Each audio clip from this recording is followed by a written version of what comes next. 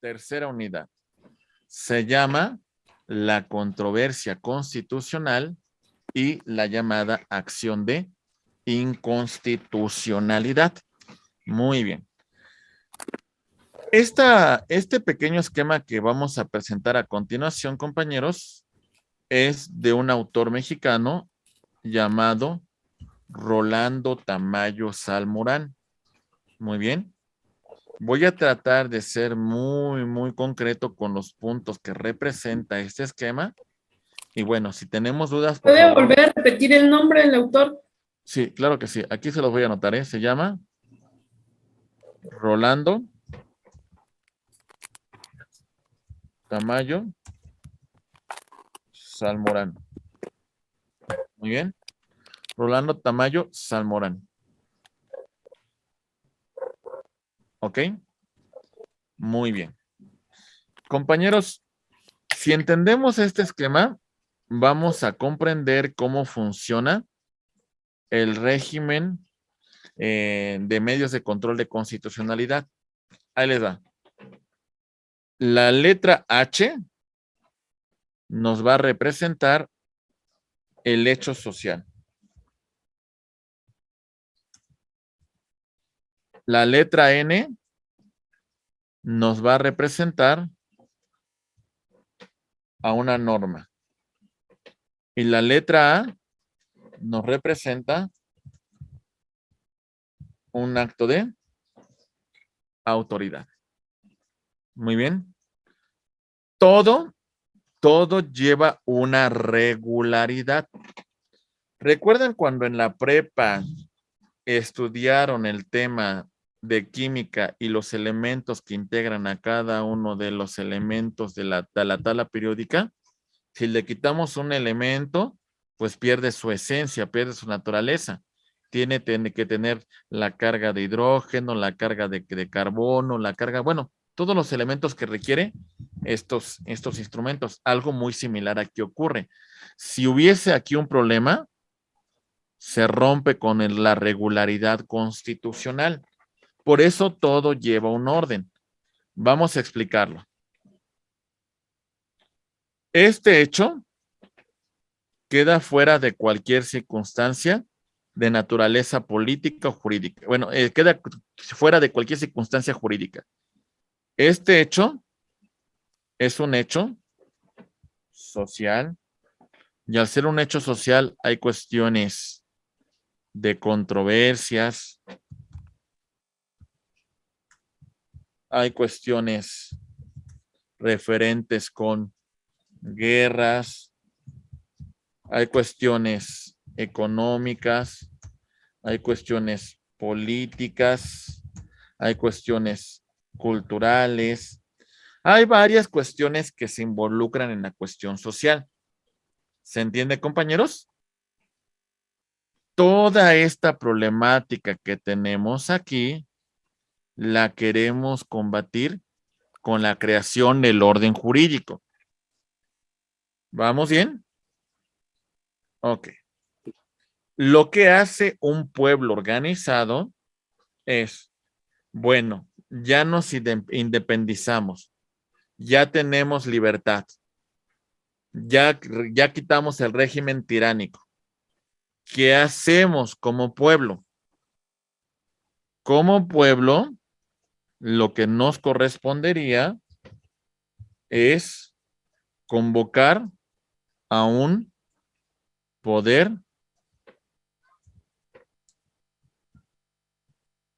constituyente. Ok, compañeros, los más de 120 millones de mexicanos no podemos sentarnos todos a elaborar una constitución.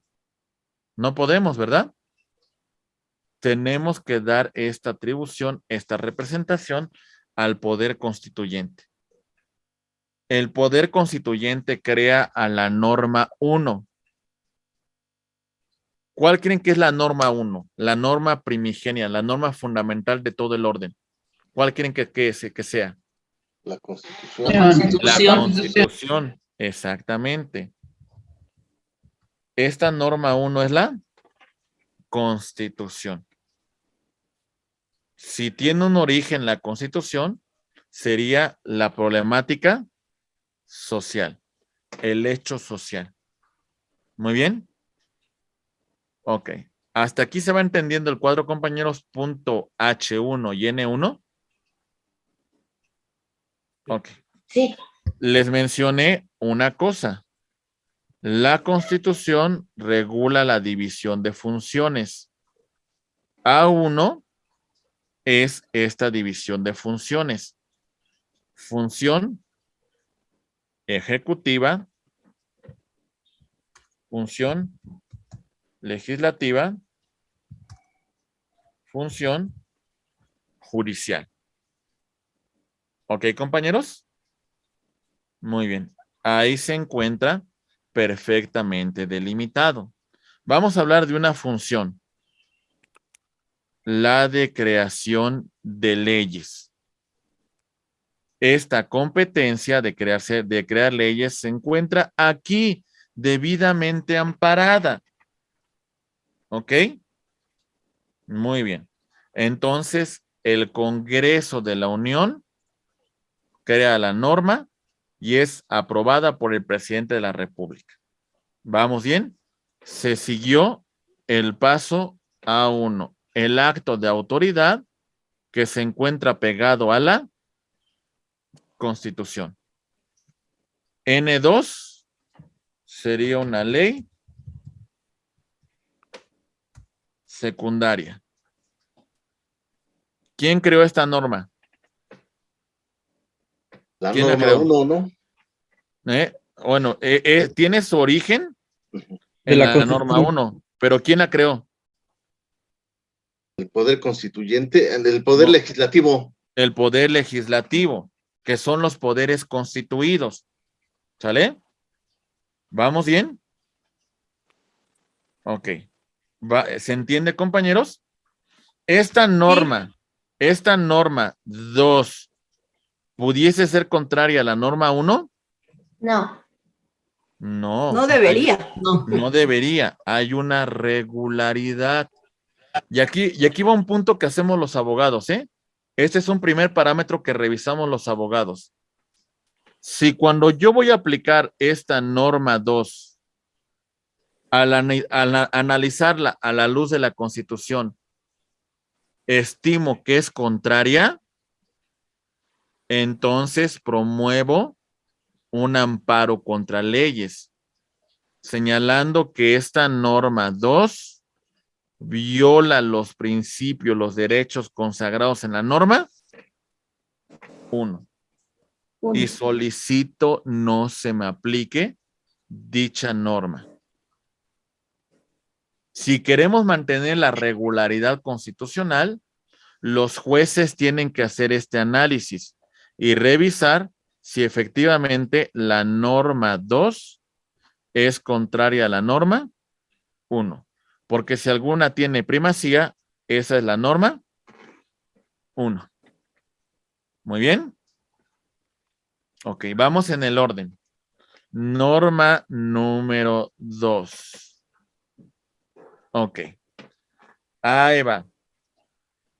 La competencia que va a tener la COFEPRIS para los permisos para el consumo lúdico de marihuana, ¿dónde se deben de contemplar? ¿En la norma 1 o en la norma 2? ¿En la norma 2? La norma 2, la norma 2, la norma 1 no, porque si no, imagínense, tenemos una constitución de 20,000 páginas, porque entonces todos los principios debería regularlo. No, la norma 1 establece las reglas, los principios, pero la norma 2 es la que tiene que señalar competencias de las autoridades secundarias. ¿Se entiende? En este caso hablamos de la COFEPRIS, la norma número 2. Entonces, los actos de la norma 2, aquí está, actos de autoridad de COFEPRIS. ¿Dónde se encuentran, compañeros? Como acto de autoridad número 2, que tiene su fundamento en la norma número 2. Muy bien. Alina, te escucho, por favor. Gracias, profesor. Sí, aquí mi pregunta sería si la norma 2 ya entra en los códigos o viene directo también como algún apartado. No, entraría dentro de las normas generales, códigos, leyes, tratados y demás disposiciones. Ok, gracias. ¿Sí? Muy bien. Entonces, el acto de COFEPRIS sería un acto 2. La COFEPRIS tiene que actuar en 2 parámetros, ¿eh? Porque acuérdense del control difuso de constitucionalidad. La COFEPRIS actúa en un primer parámetro, a la luz de la norma que regula mi actuación. ¿Vamos bien? Ese primer control se llama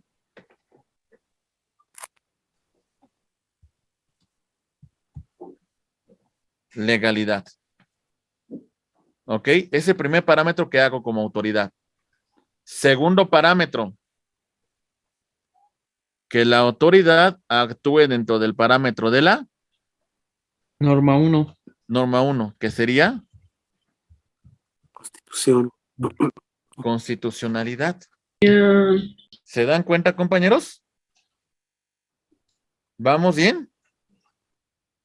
Ok, sigue una regularidad, ¿eh? Todo tiene un porqué. El acto 2, mi función principal se ampara en la norma número 2, en mi norma secundaria. Pero como autoridad no debo de olvidar que me ciño a lo que dice la Norma 1. la norma 1. ¿Se entiende, compañeros? Ok, seguimos con COFEPRIS. ¿Qué creen? COFEPRIS me da una autorización, me da un permiso para que cultive mi propia marihuana y la consuma con fines lúdicos personales. Esa autorización sería la norma 3. ¿Vamos bien, compañeros? Ok, la norma 3 debe ser autorizada de conformidad con ¿qué? Con la Con norma. la norma 1 y la 2. La norma 2. Con la norma 2. Y a su vez también. Con la norma, Con la norma con 1. la norma 1. La 1, bajo la Exactamente. norma 1. Exactamente. Entonces yo sobre una sentencia, imagínense, aquí vámonos a otro caso. Otro caso. Norma 1 regula la función del acto de autoridad 1. El acto de autoridad 1 es la creación de una ley, el poder legislativo. Se crea una norma 2, una norma procesal. Código Nacional de Procedimientos Penales. Norma número 2. Esta norma número 2 señala la función que van a realizar los jueces de control y los jueces del Tribunal de Enjuiciamiento. Muy bien. Así como los de ejecución. Pero bueno, ahí voy. Ahí está el parámetro de actuación de estas autoridades. Muy bien, compañeros. Perfecto. Cuando el tribunal dicta una sentencia, emite una norma 3. La sentencia entra dentro de este rango. Esa sentencia de conformidad, ¿a qué se debió haber dictado, compañeros? Aquí está. ¿Cuál es su parámetro de la norma 3? La norma 2. Y La también Norma 2 y la norma 1. la norma 2 y la norma número 1. A la norma 2 le llamamos legalidad y a la norma 1 le llamamos Constitucionalidad. Constitucionalidad. constitucionalidad. ¿Ok? Y bueno, podríamos complicar un poquito más el esquema, pero no se trata de eso, compañeros. Hay otro parámetro que podríamos hacer valer que se llama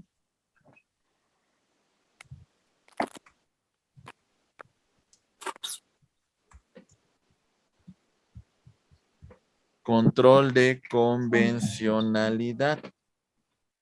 y más o menos entraría dentro del rango de constitucionalidad, pero inclusive a veces dentro del control de convencionalidad se estima que vamos un poco más allá incluso de la propia Constitución. ¿A qué voy? Ahí va. Seguimos con el mismo esquema, pero le agregamos convencionalidad. Y vean, todos los actos. Lo que ya revisamos es exactamente lo mismo. La norma 1 es la Constitución. La norma 2 es la ley secundaria. La norma 3 es el acto la norma o es la disposición derivada de la norma número 2. Ya revisamos el acto de autoridad 1 y el acto de autoridad 2. ¿Vamos bien? Ok. Cuando se emite esta sentencia,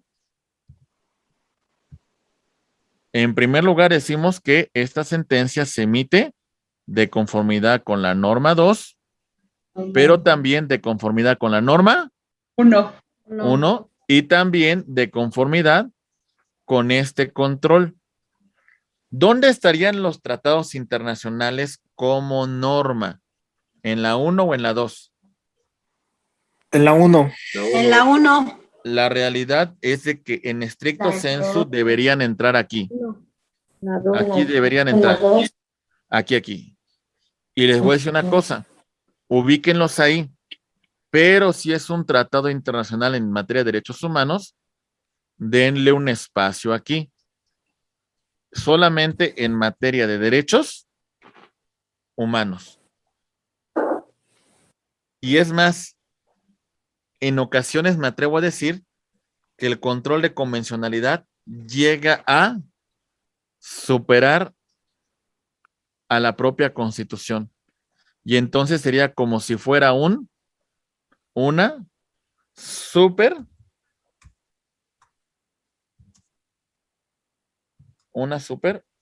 norma 1.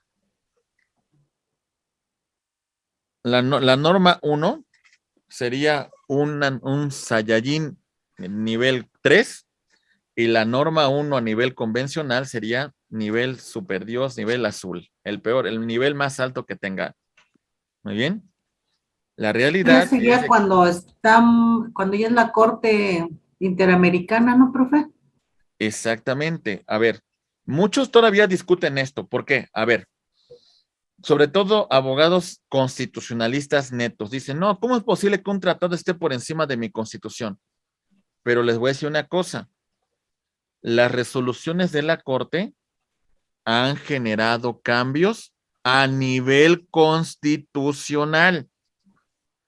Entonces nos atrevemos a decir, compañeros, que hemos llegado a un parámetro, compañeros, a un parámetro de que las resoluciones de esta Corte generan modificaciones a la propia Constitución.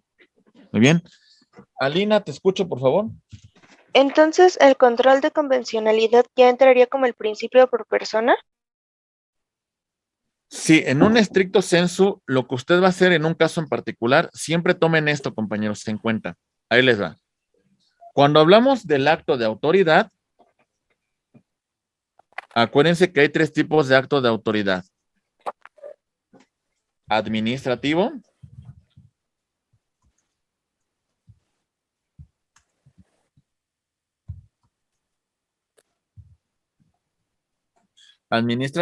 legislativo, judicial. Todo acto de autoridad, voy a hacer el siguiente ejercicio. Primero, ese acto, verifico en que se encuentra pegado a la ley. Este primer ejercicio es el de legalidad.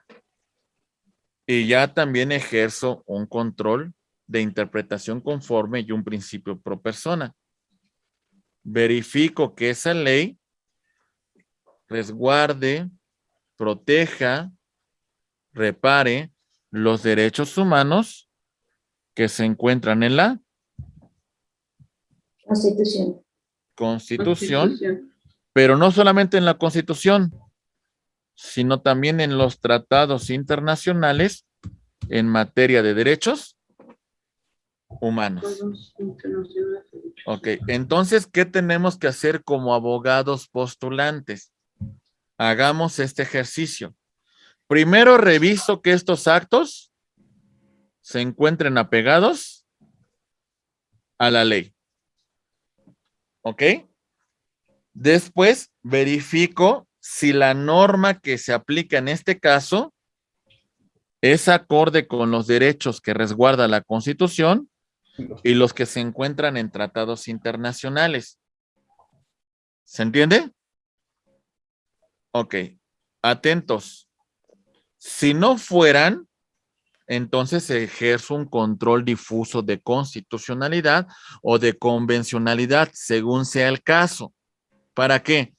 Para que esta ley quede sin efectos, para que no se aplique, para que no se materialice. Muy bien.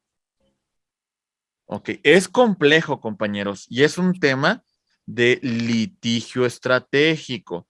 Si ustedes me entienden el esquema que hemos venido comentando, esto va a facilitar su ejercicio procesal en tribunales ordinarios y también en tribunales de amparo. ¿Ok, compañeros? Muy bien. La verdad es que es una materia muy compleja, compañeros, pero de verdad esperemos que lo entiendan en ese sentido. Tienen que revisar todo esto. Por eso hablamos de la regularidad. O sea, destacamos la regularidad, el hecho social, el hecho fundante que hace que el pueblo convoque a un poder constituyente.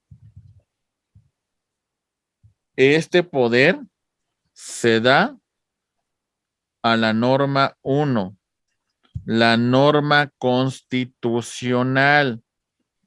Esta norma 1 crea a las autoridades ejecutivo, legislativo, judicial. Este acto lo conocemos como A1, acto que va acorde con la Constitución. El acto legislativo crea una ley. Esta ley es la norma número 2. Muy bien. Acorde con la Constitución. Si no fuera acorde, voy a pedir que dicho acto quede sin efectos por violar la Constitución, por ser contrario a ella. Muy bien. Ok. La norma 2 regula un acto de autoridad. 2. La función que ejerce un juez cuando resuelve una controversia en particular. Ese juez sobre esa sentencia emite una norma número 3. La sentencia. Sentencia que se debe verificar a la luz de la norma 2 y a la luz de la norma 1. Muy bien. Okay. Complejo un poco, pero creo que lo pueden desarrollar adecuadamente, compañeros. Muy bien. Perfecto. Muy bien. Oiga, maestro, bueno, la regulación de la autoridad 2, bueno, del acto de la autoridad 2, ya sale la norma 3, que entonces es la sentencia que se debe verificar de la norma 1 y 2. A ver, nos referimos a usted, a ver, déjeme remito otra vez, me regreso. ¿Usted me dice la función de un juez cuando emite una sentencia? Es que, por ejemplo, ya de la norma 2, se crea esa ley conforme acorde a la Constitución. Si Ajá. no es acorde, se pide que se quede sin efecto para dar paso al acto de autoridad 2. Ajá. Ok, ¿sí? Y bueno, regula ese acto de autoridad 2 y de ese acto de autoridad 2 surge o por medio de una sentencia la norma 3, ajá, ¿sí? ok, Que esta se debe verificar de acuerdo a la norma 1 y a la norma 2. ¿Hasta ahí estoy bien? exactamente, Ah, ok. exactamente. ¿Sale? O sea, esa es la regularidad constitucional. Si usted es jueza, aquí estaría su función. Usted realiza un acto 2, un acto derivado de una norma. Aquí está. Muy bien. Cuando usted actúe y emite una sentencia, usted debe de velar por cumplir con la norma 2, Ujú. pero también con la norma 1. Y si nos vamos más aún, dentro de la norma 1.1, diríamos el ejercicio del control de convencionalidad. Su sentencia, su norma número 3, cumple con esos 3 parámetros.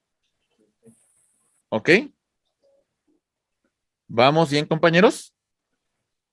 Y ustedes, como abogados postulantes, si la sentencia no me es favorable y yo encuentro que esa sentencia tiene problemas aquí y tiene problemas aquí, ¿qué creen, compañeros? Lo voy a hacer valer. ¿Para qué? Para que esa sentencia no tenga efectos, para que esa sentencia quede sin ningún valor. ¿Por qué? Porque no se dictó de conformidad con la norma número 2, porque no se dictó de conformidad con la norma número 1. ¿Está claro, compañeros? Muy bien. Ok.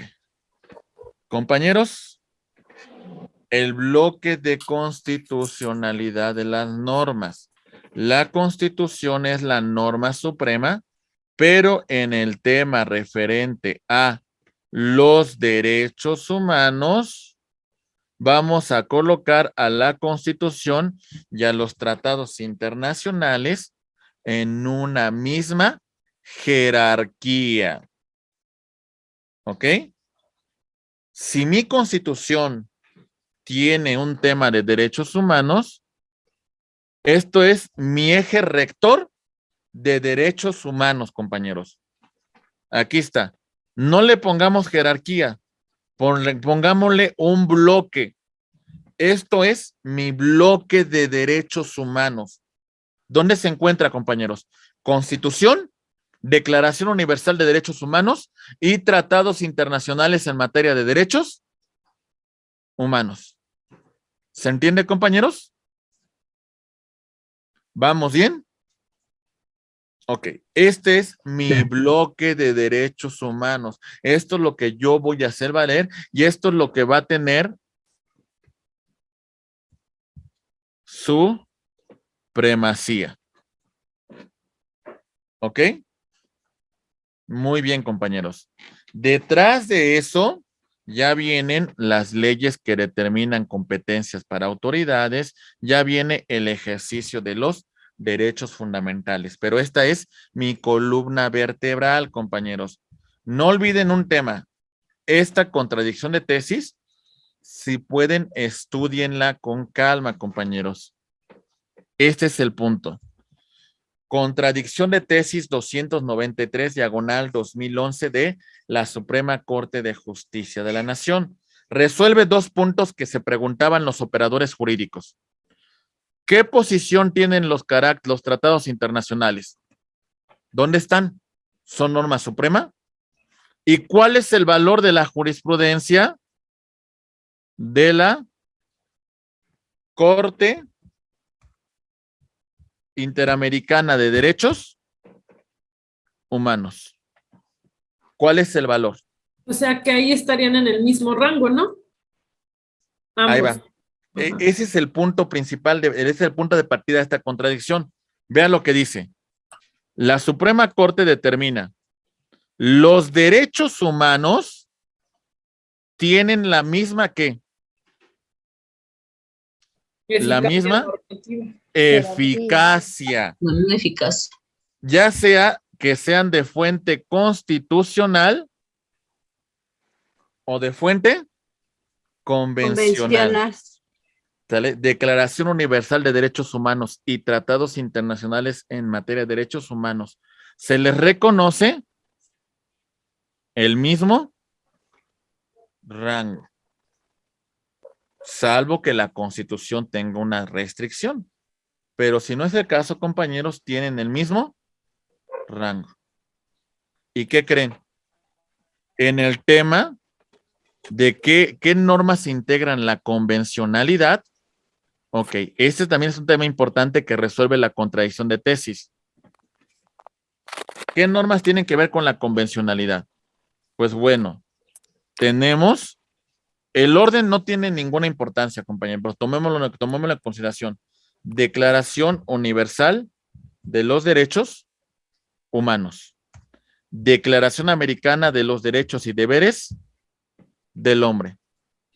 Convención Americana de Derechos Humanos. Protocolos en materia de derechos humanos que provienen de la Declaración Universal y que provienen de la Convención Americana de Derechos Humanos. ¿Y qué creen, compañeros? También las sentencias de la Corte Interamericana de Derechos Humanos. En las sentencias, ¿qué tipo de asuntos? En los asuntos en los que México sea parte. ¿Y qué De creen? los tratados. ¿Y qué creen? ¿Qué otros asuntos? Incluso en aquellos otros asuntos contenciosos, aunque México no sea parte. ¿Se entiende, compañeros? Es decir, ¿puedo tomar como sentencia un caso que operó contra Perú? Sí, sí lo puedo tomar, compañeros. Perú contra la Corte Interamericana, ok, yo lo hago valer en mi jurisprudencia de la Corte Interamericana de Derechos Humanos. Oye, que es un caso contra Chile. ¿Qué creen? También ese asunto lo voy a hacer valer en el derecho interno. ¿Se entiende, compañeros? Entonces, ¿qué norma voy a aplicar? La más favorable, la que más proteja el derecho humano. Porque hay veces que la propia Constitución cierra la puerta, ¿eh? O la propia jurisprudencia de la Corte. Les voy a poner un caso. Ahí les va. Este lo llevé hace unos 4 años. Hay un asunto de los trabajadores del IMSS. Este asunto señalaba una prestación que tenían para retiro y se establecía que tenían derecho a 2 prestaciones, ya sea el retiro de cesantía y el retiro por cumplir los años de cotización al Seguro Social, aunque no se llegara a la cesantía. Si cumplíamos con los 2, ¿qué creen, compañeros? ¿Pudiese yo optar a los 2, a las 2 pensiones? Eso era un derecho que los trabajadores del IMSS tenían contemplado en su contrato colectivo. ¿Y qué creen que pasó después?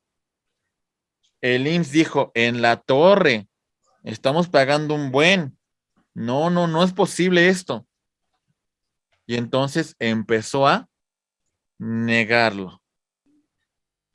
Los tribunales empezaron a resolver a favor del IMSS. ¿Y qué creen que hizo la Corte cuando emite una jurisprudencia?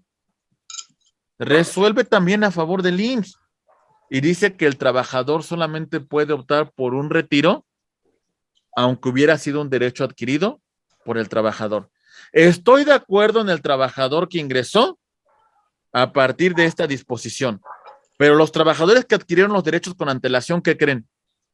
¿Se les debe respetar ese derecho? Se supone que el derecho a la ley no debe de ser retroactivo, sino a partir de la fecha que entraría en vigor, ¿no? O en este caso. Ok, hasta cierto punto tiene mucha razón con el tema de la retroactividad. ¿Sale? En este caso, el derecho debe encontrarse desde que usted lo adquirió. Desde el momento que usted era trabajadora, ya adquirió esas prestaciones. Ahora le vienen y le niegan el derecho. ¿Qué hice? No podía promover legalidad, porque ya la norma establecía solamente un tema de retiro. No podría promover constitucionalidad porque la Corte ya se había pronunciado. Ya no tenía nada que hacer en el régimen interno. ¿Qué promoví? Convencionalidad. Y un caso de Perú. Trabajadores cesados del Congreso contra Perú. Algo muy similar había ocurrido. De pronto el legislador peruano dijo, a estos trabajadores no se les van a dar estas prestaciones. Por decreto, les quitaron prestaciones sociales. ¿Qué creen que dijo la Corte Interamericana?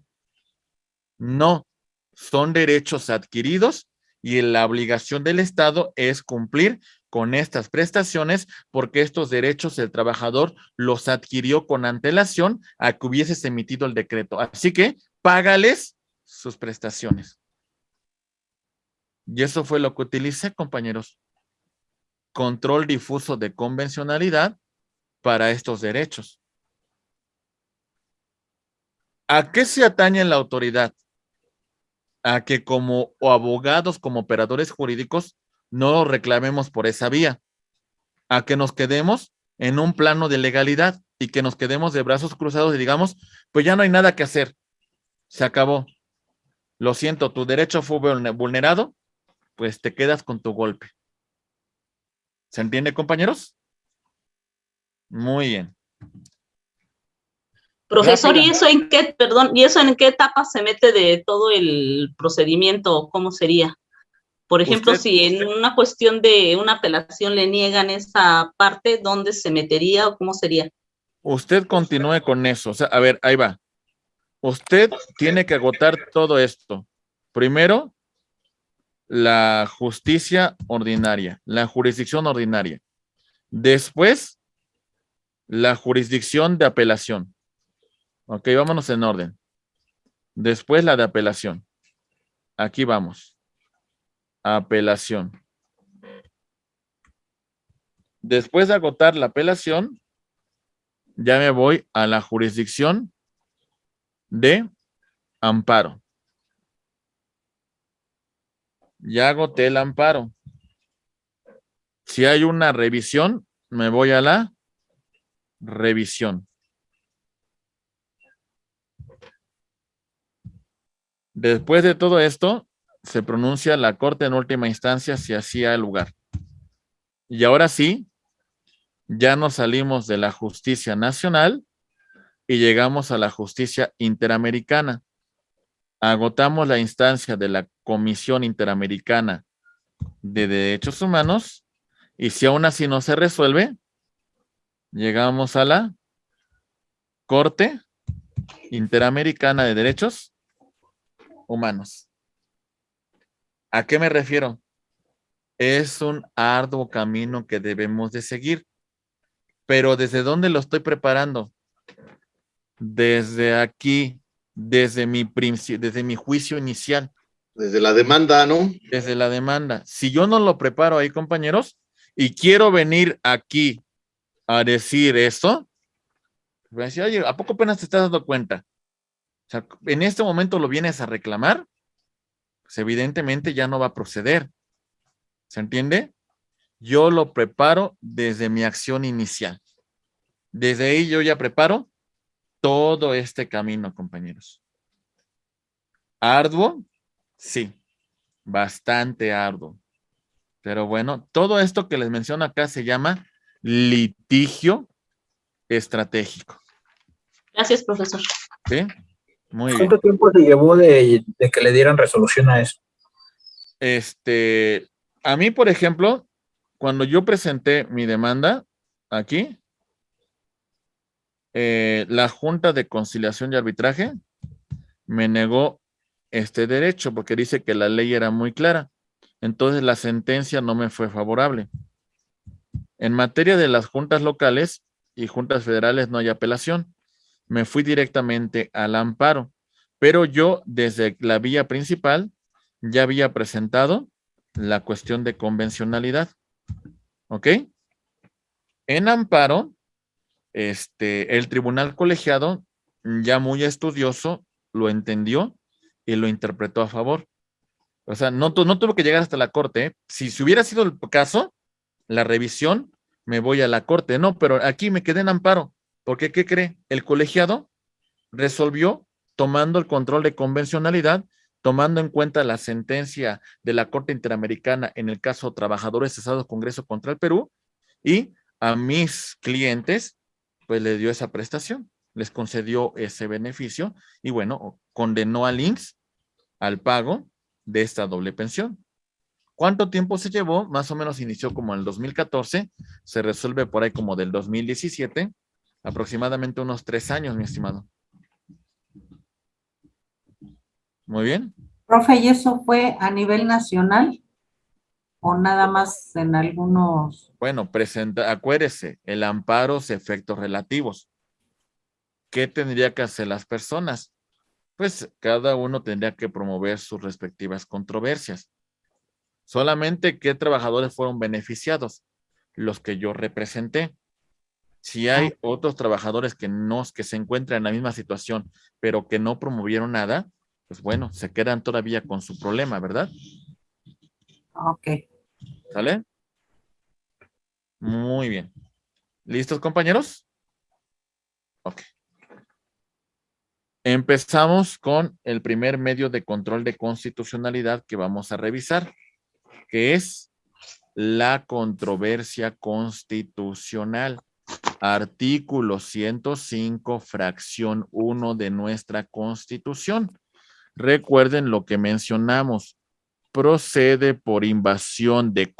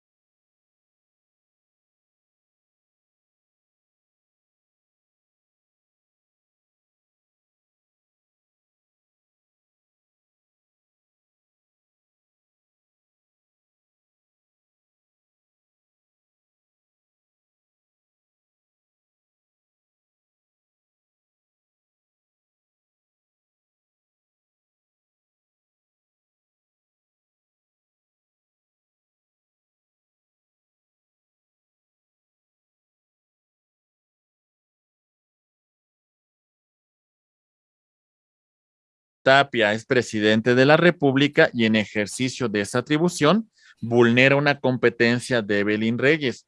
No se está causando una afectación a la persona física de Evelyn Reyes. No, ella es representante de la administración pública del Estado y debe de proteger los intereses del Estado. Evelyn, en contra de esa invasión de competencias, tampoco se va a estar peleando con el Ejecutivo, ¿verdad? Tampoco se van a estar dando dimes y diretes. Bueno, la clase política en México sabemos que sí, pero muchos de los conflictos que entre comillas se tienen entre entidades y la federación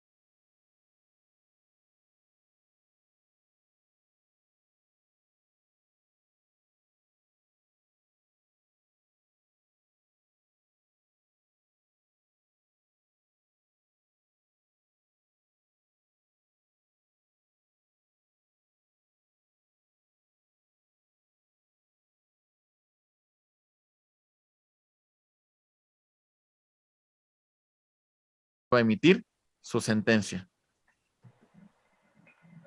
¿Ok? Ok, gracias. Muy bien.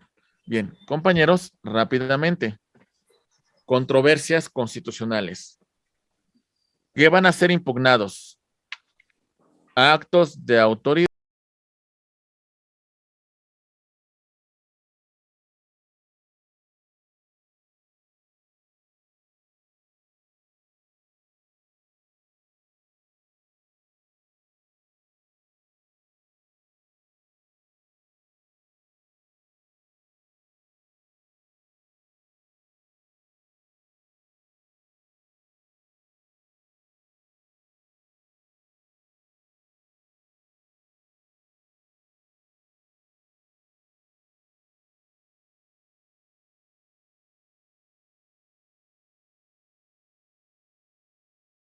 Que esa ley se declare inconstitucional siempre y cuando sea aprobada esta disposición por 8 ministros. Ok, ahí va. Les pongo un caso muy particular. Ahorita que empecemos con el juicio de amparo, les voy a poner unos casos y me van a decir si es controversia, juicio de amparo o acción de inconstitucionalidad. Así que para que empecemos con primera cuestión de preguntas, quiero empezar rápidamente a desarrollar el tema del amparo. ¿Quedó claro la acción de inconstitucionalidad y la controversia constitucional, compañeros? Muy bien. Voy a empezar.